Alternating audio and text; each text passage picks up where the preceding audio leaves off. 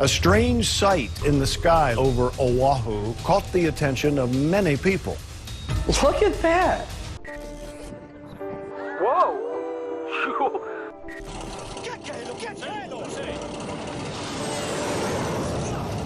If you tell the people the truth about this, you will lose all credibility because the truth is much less believable than the fiction we're selling. When I first started working with all these guys here, they have a type of, I call it disclosure PTSD. It's a traumatic. For me, in the 1990s, it was very traumatic to find out about this was absolutely real, that it was being kept secret, that it was out of control, and that there was a compartmented part of it that were already committing atrocities such as staged fake alien abductions and mutilations. Everybody's heard of these. Everybody assumes they're alien. They are not. We have a testimony from Air Force intelligence officer as well as documents that prove that those are being done by humans for their, quote, psychological warfare value. So I think there are two things. One is that they want to keep the energy technologies away. And this is why we did the Lost Century and how to reclaim it, with an expose of what the world has lost through this illegal secrecy and how we need to regain it and what the world looks like after that, which is gorgeous, beautiful. A totally transformed planet. If we no longer had to have any polluting sources of energy, the energy itself was free once you had the device, the 0-point generator system, and poverty around the world would vanish in a generation, about 20 years. But there's some big stakeholders, right? Hundreds of trillions of dollars at stake. So this is where you get into a real power struggle, which is what this issue is. The other part of it is that if you look at sort of the lockdowns and global control that happened, can I be blunt? I know for a fact that was a beta test for what they're wanting to do on this issue. And that is to disclose it in such a way that it manipulates the public into fear so that they can then, through sort of a totalitarian militarism and central state authority, control the whole world, not just one country. As Reagan said, wouldn't our job of creating world unity be easier if we had a common alien threat to fight? So this is why they've spent so much time making, bad Hollywood movies and UFO conferences and staging these ridiculous abductions, which are gruesome, and there are terrible victims of those. But they're not being done by extraterrestrial beings. They're being done by what's called stagecraft, using advanced man-made ET-looking craft, but they're not ET.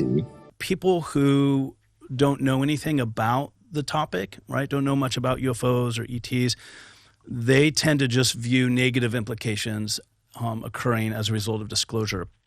Whereas the people who are more educated in the topic, they see a variety of positive implications. So positive implications like, recognizing that we're not alone being a unifying narrative for a globe that's, otherwise in much polarization. The possibility of more funding going into UAP studies and tech, and that there might be, some, results that come out of tech by investing, more funds into this. The economic implications, the educational implications, like how might we have to rewrite our history books in light of, some of these findings, right? Like if in fact we have been visited by non-human presences, for, at least the last 5,000 years, like, what does that say about our science? And okay, maybe now we can explain the pyramids or whatever, right? Like there could be some pretty, dynamite, things to reconsider in light of a larger galactic narrative that might be emerging, where we realize, like, one, we're not alone, and two, we haven't been alone a long time, and three, there have been ongoing interactions between a variety of beings and ourselves. One of my jobs is to warn the public and these officials of this sort of subterfuge and gaming of the subject, which is completely dishonest. Now, luckily, people like Congressman Burchett and others have said, look, if these civilizations were hostile, we'd be a charcoal floating through space. I mean, it clearly, if you're tens of thousands to a million years more advanced technologically than we are, if they were outright hostile to us, it would just be over. I think, however, things get misconstrued. Let's take, for example, all the nuclear silo cases. Well, it turns out these ET craft, the real ones, are concerned about those systems because if they were launched in a war, it would destroy life on Earth, and they view life on Earth as a very special place. Secondly, when you detonate a thermonuclear weapon, it puts out not only an electromagnetic pulse everybody knows about, it puts out what Tesla described as a scalar signal. And the scalar is faster than the speed of conventional light for electromagnetic propagation, because it's a point that goes out in a line as opposed to a wave like normal light that we're seeing. So those disrupt extraterrestrial communications and travel. So the reason you saw those craft that crashed near Roswell was because that was the only atomic bomb squadron in the world in 1947, 509th Army Air Base, Walker Field.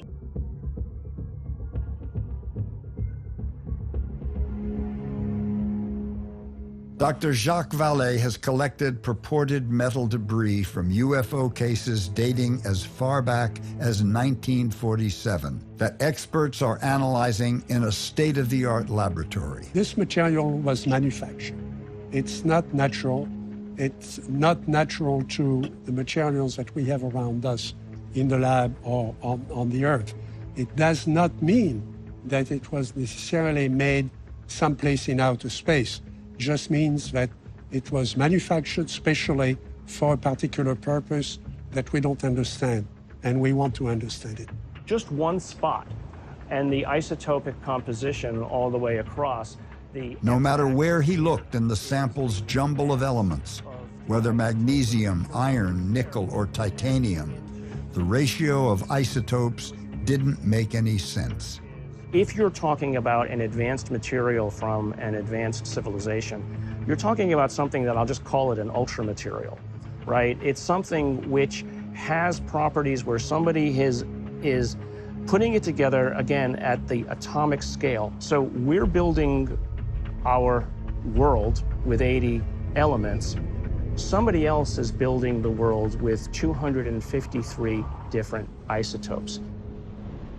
Over the last 5 years, if you kind of, 4 years, if you track the kinds of statements that they kind of started making after 2017, right, when the New York Times article came out, and that they progressively have moved and like more and more bold, saying basically that we're dealing with a non-human presence that has been on this earth for a very long time. All of them are saying that. All of them are increasingly in more and more bold statements kind of landing on that. And you look at all the stuff around the oceans and all the, UFOs that are coming out of the water, right? And you also get reports of them going into mountains, right? So there seem to be bases, underwater and in mountains and, and maybe even just in other dimensions above us, right? So it starts to make you have to reconsider, like, what does it mean to be on this planet? Like, are there other layers or dimensions of this planet that go beyond just our kind of basic physical view of it?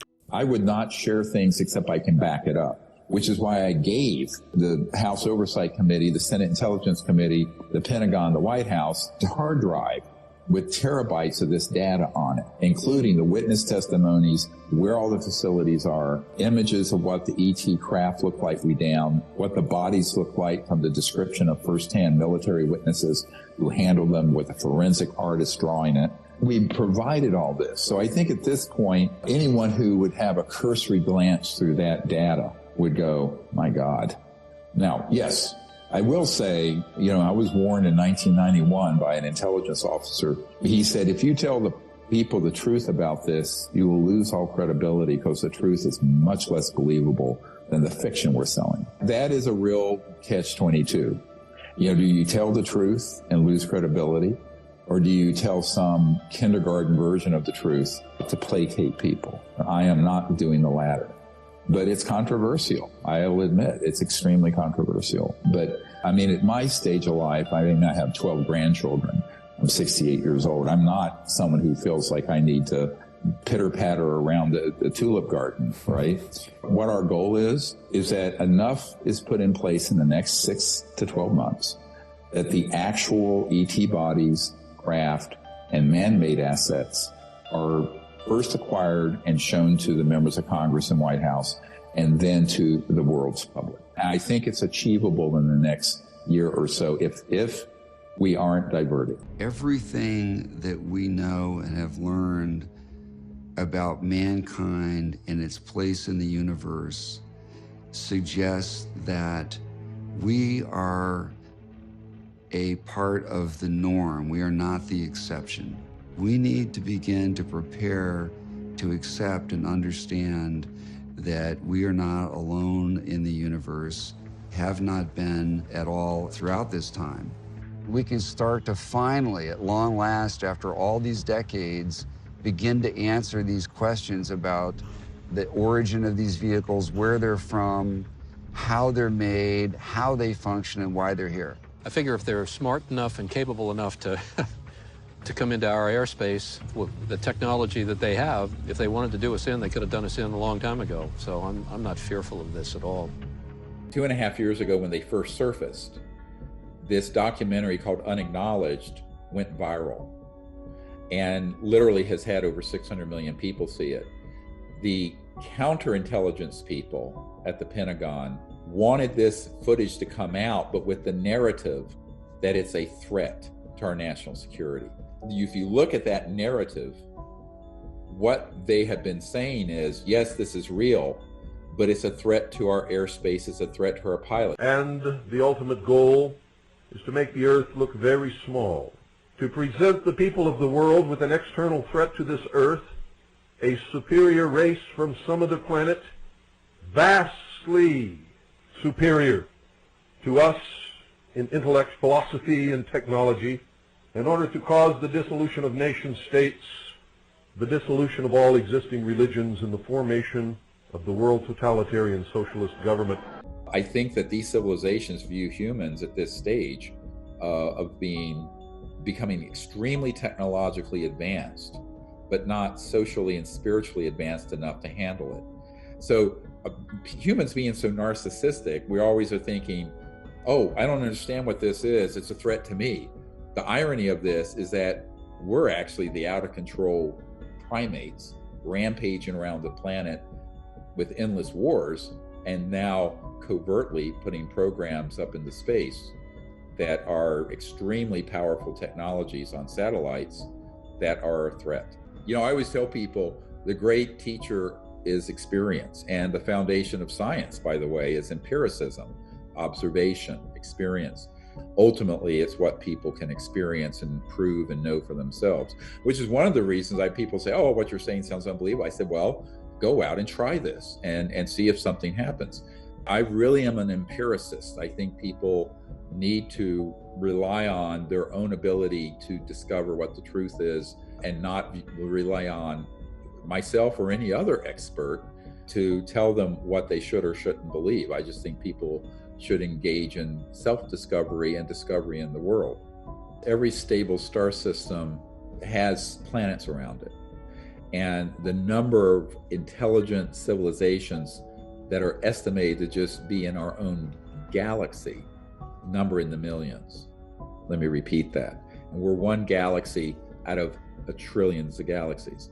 So what I'm going to say then is that in our experience, we have had sightings and encounters and with almost the full gamut of types of life form. The mythology on this subject is the dominant database that's out there, and the facts about the subject are the hardest to find. So we're trying to get some clarity on that. So I tell people the content that we have is orders of magnitude more significant than the footage you're seeing on CNN. And you have to ask the question, why isn't CNN and Fox News doing that story? And what I'm saying to the public is the facts on this issue are there. They have to be recognized as facts. Everyone's entitled to their own opinion, but not their own set of facts. So the facts that we need to deal with empirically as observed phenomenon have to be accounted for. Now, if our scientific paradigm doesn't quite account for all the strange things that are observed, it doesn't mean it's not legitimate. It just means our science is very early. We're only in the first couple hundred years of any real level of scientific rigor. And so there needs to be some degree of humility on the part of the humans about the fact that we are sort of one half of one step out of the jungle as a species.